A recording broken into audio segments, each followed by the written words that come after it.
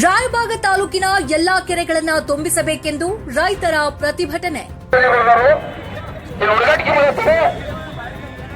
ಈ ರಾಜ್ಯದ ಮುಖ್ಯಮಂತ್ರಿ ಏನ್ ಮಾಡ್ತಾರ? ಈ ರಾಜ್ಯದ ಉಪಮುಖ್ಯಮಂತ್ರಿ ಏನ್ ಮಾಡ್ತಾರ?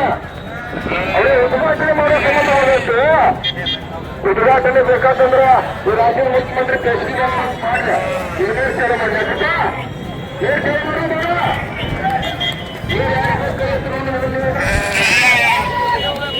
ಎಲ್ಲರಿಗೂ ಬೇಕಾಗ್ತದೆ. ಯಾಕಂದ್ರ 3 ಜನ ಅವರ ಹಾಗೆ ನೋಡ್ರಿ ಬೇಕರಿಯೊಳಗ ಆ ಸರಿಯನ್ನ ಅಲ್ಲಿ ಕಾಯ್ತಕ್ಕಂತ ಸಂದರ್ಭ.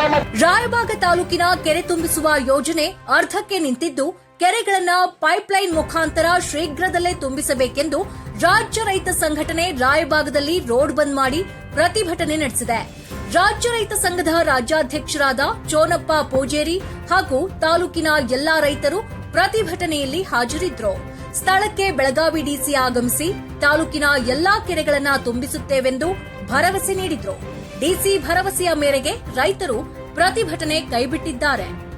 ವರದಿ ಮತ್ತೆ ನಮ್ಮ ಕಾಂಟ್ರಾಕ್ಟರ್ಸ್ ಇದ್ದಾರೆ. ಈಗ ಮೊದಲ ಭಾಗದಲ್ಲಿ ಇರುವಂತಹ ಕೆರೆಗಳನ್ನು 10 ದಿವಸದಲ್ಲಿ ನೀವೇನು ಹೇಳ್ತಾ ಇದ್ದೀರಲ್ವಾ, 10-15 ದಿವಸದ ಒಳಗಡೆ ಅದರದ್ದು ಟ್ರಯಲ್ ರನ್ ಮಾಡಲಿಕ್ಕೆ ನಾವು ಬಟನ್ ಪ್ರೆಸ್ ಮಾಡಿ ನೋಡಬೇಕು. ಇದು ನೀವು ಅಲ್ಲಿ ಹೋಗಿ ನೋಡೋಣ, ಬಟನ್ ಒತ್ತಿ ಎಲ್ಲ ಫಂಕ್ಷನ್ ಆಗ್ತಾ ಇದೆಯಾ ನಾವು ಫಸ್ಟ್ ಚೆಕ್ ಮಾಡ್ಕೋಬೇಕು. ಅದು 15 ಡೇಸ್ ಒಳಗಡೆ ನಾವು ಮಾಡೋಣ. ನಾನು ಮಾನಿಟರ್ ಮಾಡ್ತೀನಿ ನಮ್ಮ ಪರವಾಗಿ.